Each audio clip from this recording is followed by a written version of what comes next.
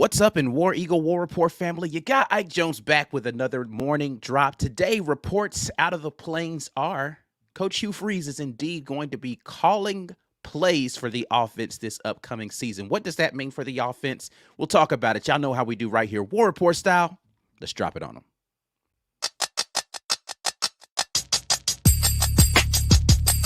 You are now listening to the War Report.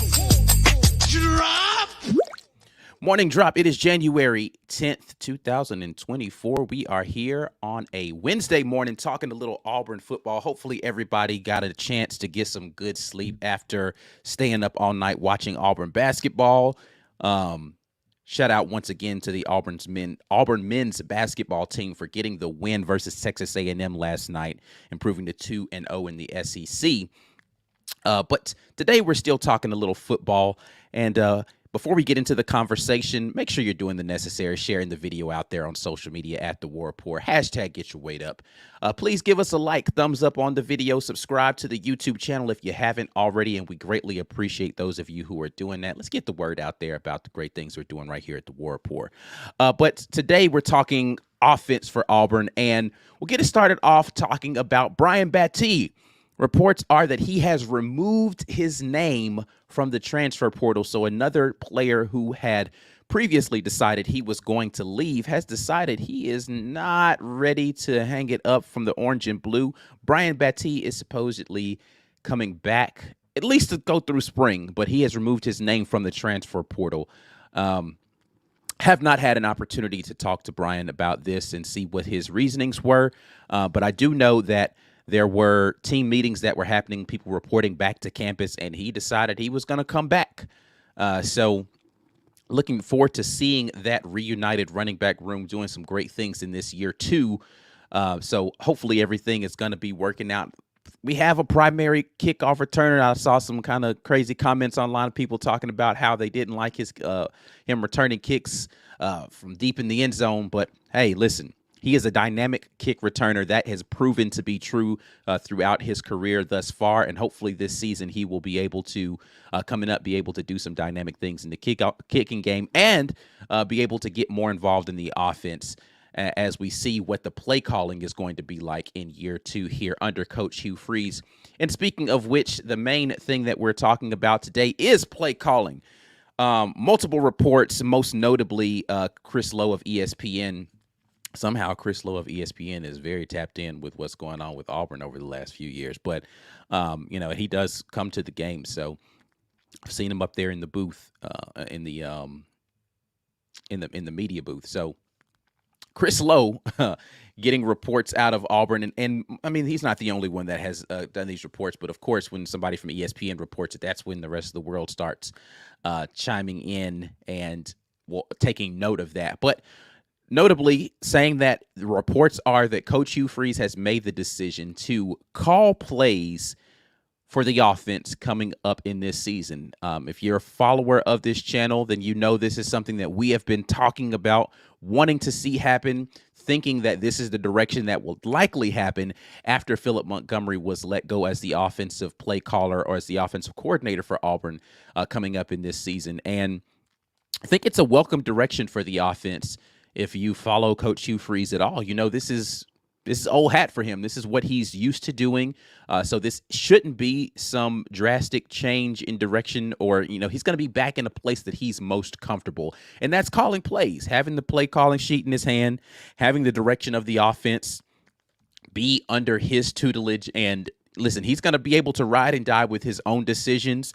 Gone are the days of the post-game press conference where we come in and we ask about what happens and he's going to be able to say, hey, well, I wasn't involved in this and blah, blah, blah, and we're not doing this enough. Hey, listen, all of that is done. So it's going to be on Coach Hugh Freeze if he makes that decision.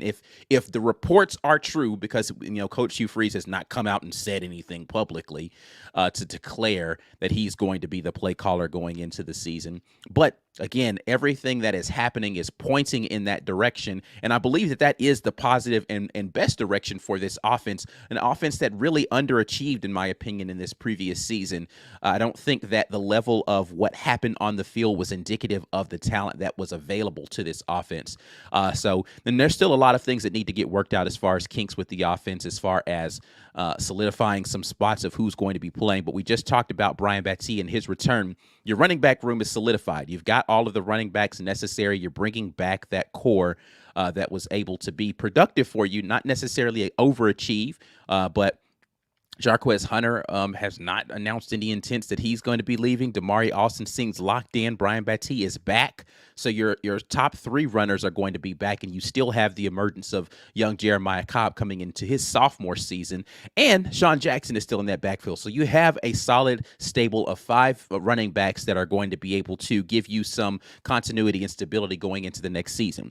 Your tight end room is back, right? You still have Rivaldo Fairweather. You still got Luke Deal. You still have Frazier, who's going to be there.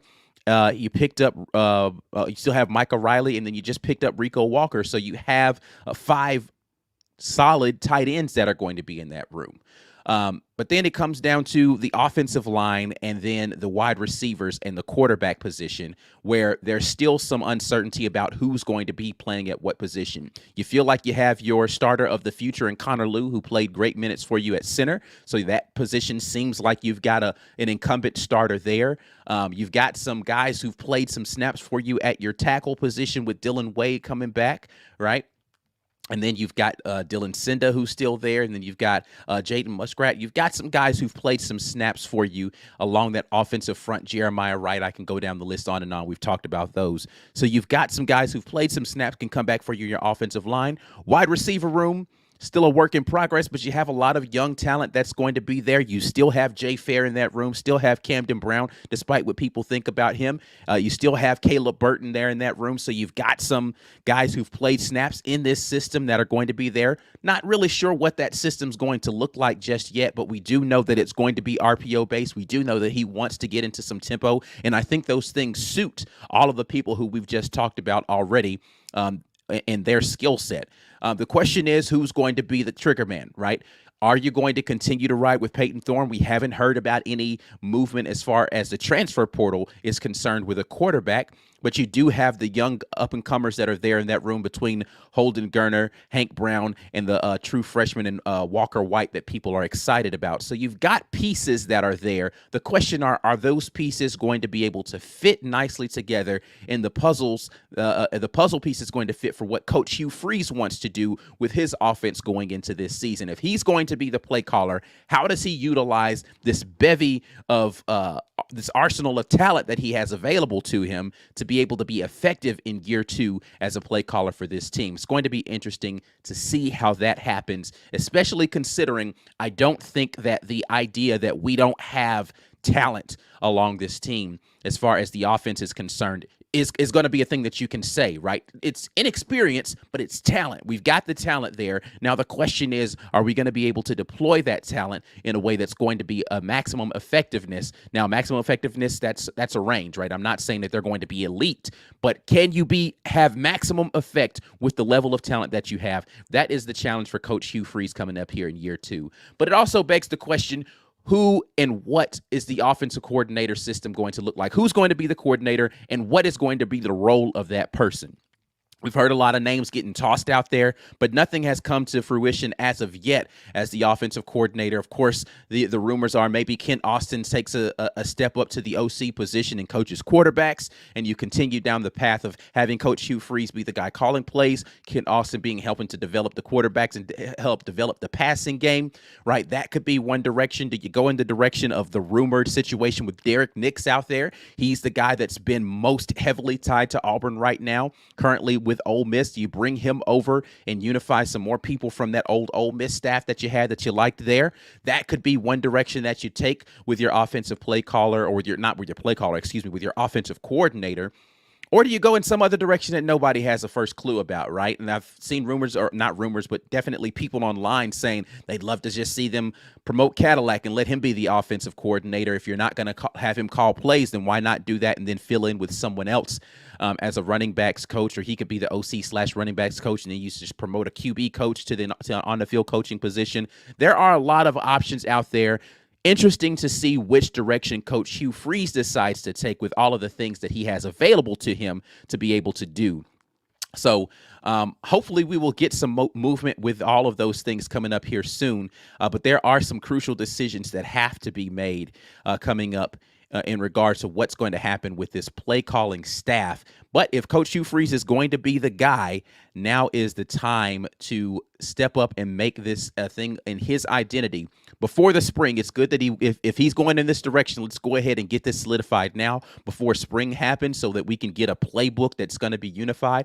I think it's what the playbook is going to look like is going to be interesting as well, right? Like, how different is it going to be for the guys who are on the team coming back for the next season? How different is the playbook going to look?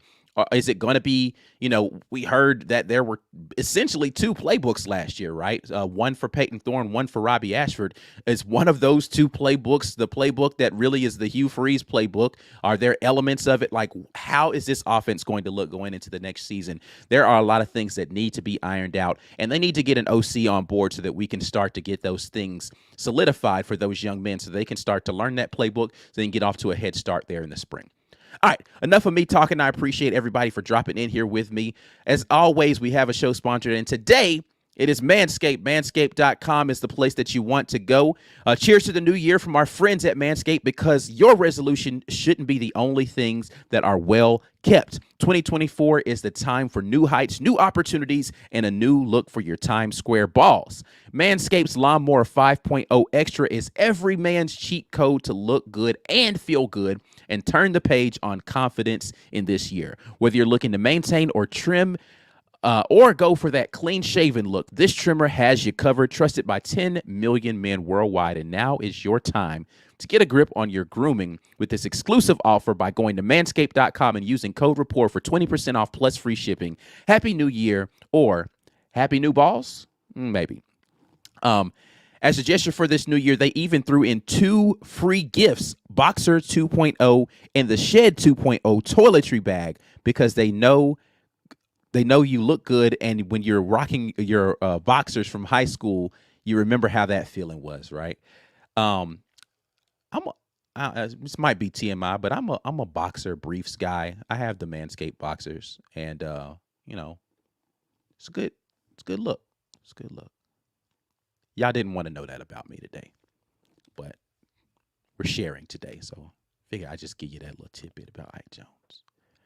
Probably just lost all of my male viewing audience right then, but it's all good. But we are not here to talk about my boxers. We're here to talk about the offense for Auburn, and I want to hear from you all. So we'll get over here into the comment section and see what you all are talking about this morning. I appreciate everybody for jumping in with me. And as always, Green Name Gang is out here in full strength this morning in the comment section. A lot of War Eagles here this morning. See if there's any great comments. We'll kick it off with Tatiana, who's just speaking facts this morning and says, it's a great time to be an Auburn fan. There is never not a good time to be an Auburn fan. So looking forward to a lot of great things for this Auburn basketball team to keep the people in high spirits right now in the Auburn community. P-Pass jumps in and says, make Battie a hybrid running back wide receiver. He can catch. I actually like this idea. I like, again, I'm a fan of the Swiss Army knife type players that allow you to be in one formation, but have multiple things that you can do out there. I would like to see more 2 running back formations out there, where we do use running backs as slot receivers or 2 running backs in the backfield to be able to run a different kind of RPO out of that situation, especially if you're going to go with one of the younger quarterbacks, Holden Geriner or Hank Brown, who are not as good running the football as Peyton Thorne or Walker White. If you're going to go with one of those two, I would definitely like to see more two-back sets that would allow you to have some deception in there with how you're going to be aligning, that give them more opportunities to just get ahead of what the defense is trying to do. Jonathan Boyson contemplates wondering if Battie is coming back, if it has to do with Hugh taking over the play calling. Was he more excited about the potential of the offense under Hugh Freeze and maybe his potential to contribute in that system than he was about what would be in year 2 of Philip Montgomery? I don't know the answer to that, but that is, something that I guess we could ponder. Let's see. A lot of great comments out here from you all, and I appreciate it every single time. Let's see. Lisa Daniel jumps in and says, "Good morning, family. Feeling good. Got an SEC win. Keontae and Battie are back. Just wondering who the quarterback will be. Still giving me pause." Listen, that is an answer that we will likely not get anytime soon. There seems to like they're holding true with the 4 that are in the room right now, and it's going to be a quarterback battle when we get into the spring. So definitely looking forward to seeing what the spring holds for us as far as that QB competition is going, because if it is going to be a true competition, and I said this before, I will reserve my excitement about the idea of a quarterback competition until I really see what that looks like. Because I've heard quarterback competition for really like the last 3 or 4 seasons, and it really hasn't panned out to be a true quarterback competition. Based upon how the rhetoric around whether or not a quarterback who was in the room was performing relative to the other quarterbacks. Oh, it was a close competition, and I believe in all of these guys, right? You hear that type of rhetoric, but then when you get into the season and you don't see great performance from the quarterback, you see a reluctance to hand the football over to someone else. And then when the football does finally get handed over to a new quarterback, they don't necessarily perform well as if they were truly in neck-and-neck competition. And it's clear that the guy that was number 1 was the best guy for the job. Now, last year, I don't really know what the situation was around what the differences between Peyton Thorne and Robbie Ashford were. I mean, I know what the differences were fundamentally between them as far as their skill sets. But as far as how the offense could have operated one way or the other. But what was clear to me is that they didn't have trust in Robbie Ashford to run the totality of the offense for whatever reason that was. So it leads me to feeling I don't understand how he's number 2 in the quarterback battle.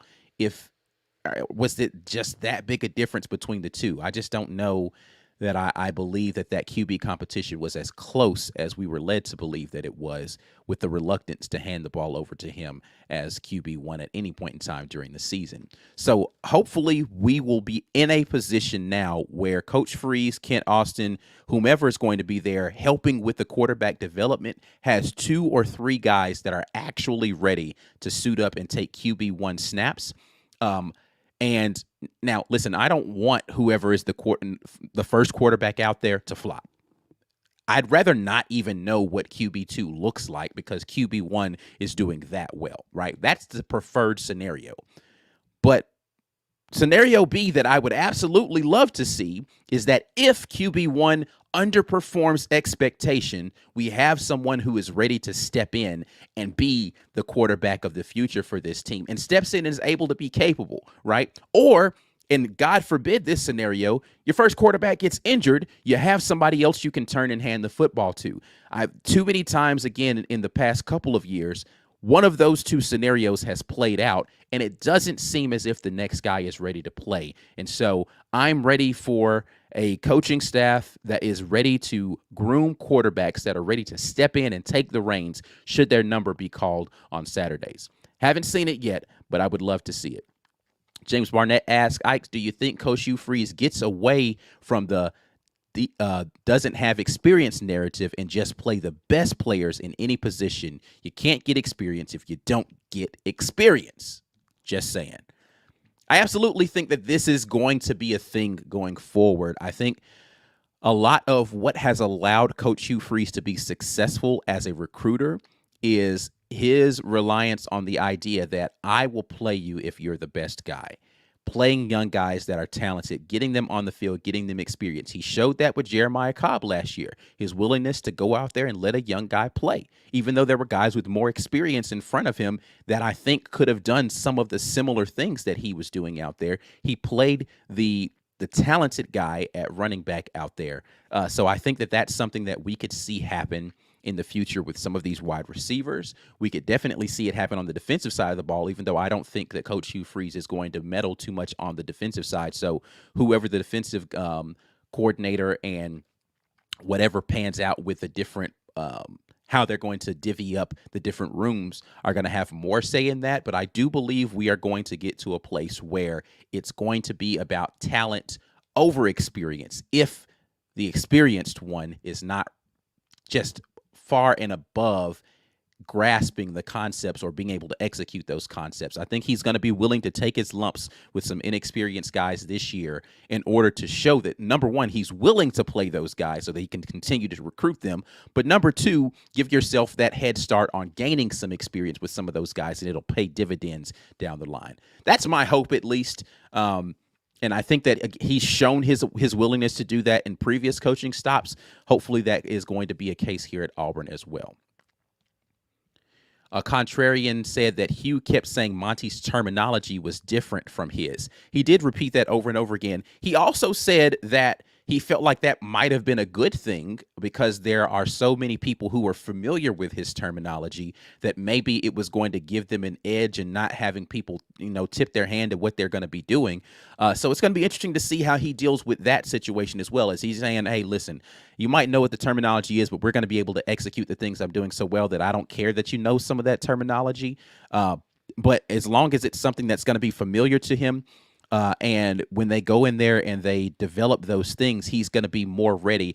I think him saying things like that, because listen, that terminology had to be new to all of the players as well, right? It's not as if those people had been with Hugh Freeze the entirety of his career. So if the players can pick up on the terminology, there's no reason Hugh Freeze couldn't. That shows more to me that he was not locked in on the offensive side than anything else. It's his unease with being able to jump in and do things. I get you're doing one thing one way for so long, but listen, if players can come in and transfer in and learn terminology, which some of them struggled with that, and learn concepts, then Coach Hugh Freeze, who's been doing offensive play calling and concepts, should be able to do that as well. It shows me that he really wasn't in the pilot seat, or really even in the co-pilot seat last year with the offense. So this coming year, he needs to get back into the thing that he's most comfortable with, and that is piloting the plane and get out there and make it happen for this offense so that we can have a unified voice with the players around what the strategy is for the offense,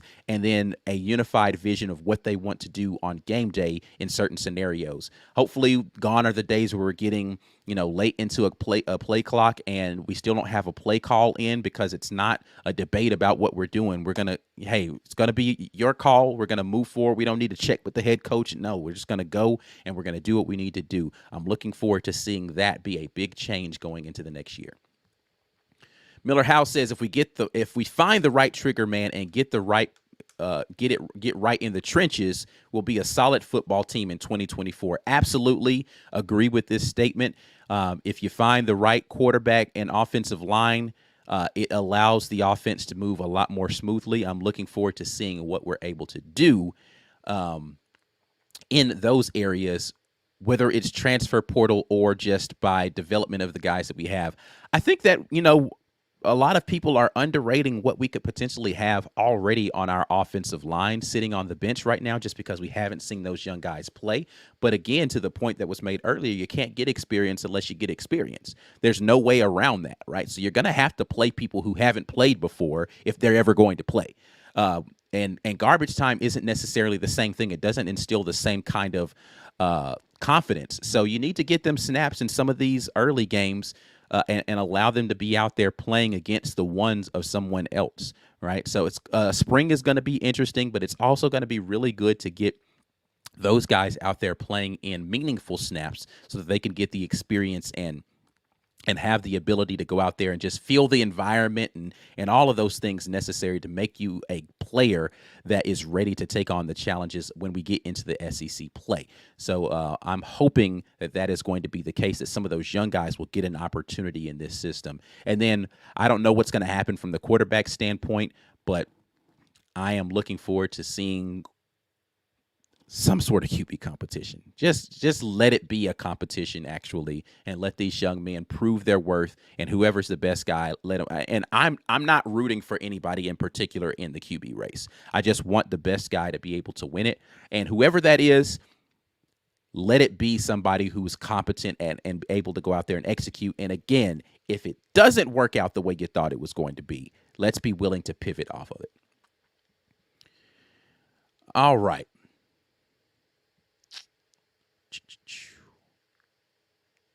A lot of great comments out of here. Dustin Pace jumped in and says, I hope all of the talking points from this year go away. I'm tired of the QB position, and this coach has to figure that out. More than anything, it will determine our ceiling going forward.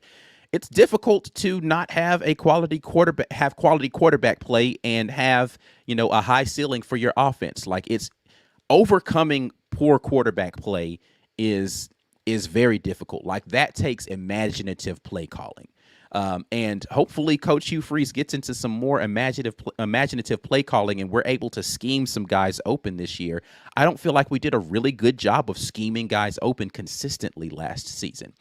So if you're in a position where you feel as if your wide receiver core is not top notch, that's when your play caller has to do a better job of effectively utilizing guys and scheming guys open. If they're not just going to win on routes like, oh, man, our wide receivers can't win their one-on-ones, we'll scheme them open.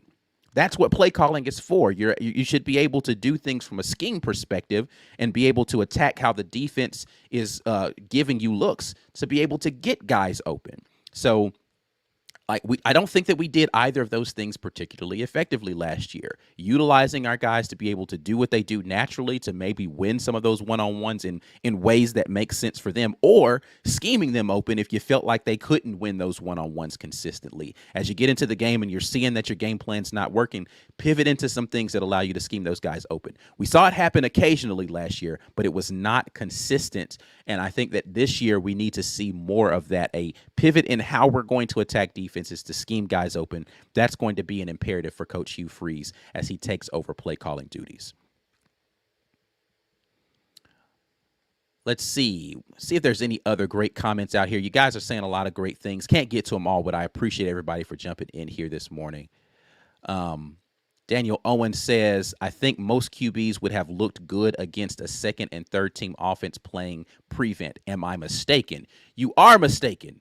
There are QBs who would go out there and look horrible against a prevent defense and second and third string. That's just the reality. And I think there's a difference between looking good versus second and third string and prevent. So I assume, and I didn't read all the comments leading up to this, that this was about Hank Brown. Let's be clear. They weren't really playing prevent defense that first drive when he was in. They just weren't rushing more than 3 or 4, right? That's not the same thing as playing prevent. Prevent usually is they're playing deep zone and cover, and they're allowing you to get throws underneath. If it was a prevent, then that was an absolute bust on the deep shot that he hit to Caleb Burton. You can't have a prevent and still have a deep shot that happens over the top one-on-one. But those two things shouldn't exist in the same paradigm. So not prevent. Now, whether or not those were starters, I don't know. I wasn't looking at who was playing on those snaps for their defense. So being a starter, but Hank Brown isn't a starter, right? So him playing against guys that were, and he was playing with the second team offensive line, right? So like we got to just give him credit for looking good in the scenario in which he was placed in, right? So I don't think that everyone would have done well in that scenario. I think that you give guys credit for looking good in that scenario. Now, is that fair to compare him to Peyton Thorne? No. But give him credit for looking good when he came in the game, considering he had not taken a single snap ever in college football prior to doing that. That's not always easy to do. So I give him credit where credit is due. So I'm not going to take that away from that young man just because the scenario, right? He can't help when he was placed in the game. He's got to go in there and take advantage of the opportunities. And I've seen plenty of backup quarterbacks come in and not look good in those scenarios. So no, that's not a given for them to be able to do that. All right. That's it, man. I am done talking this morning. You guys have been great. Please make sure that you visit show sponsor Rogue Shop. They always sponsor the morning drop. They are at rogueshop.com. America's #1 online dispensary is the Rogue Shop. Use code REPORT when you do that. Get a little something off of your purchase, whether it's sleep, stress, anxiety, or pain relief that you need. Rogue Shop's got the remedy for you. Before you get out of here, please hit that like button, subscribe, share the content out there on social media. Not enough of you guys are sharing the content out there. I be seeing the videos get shared, and ain't enough of that happening. So I need more of y'all to go out there and do that, and I appreciate those who continue to do that. We'll be back at you guys with the midweek report tonight, and a lot more things to talk about. Until then, and as always, War Eagle.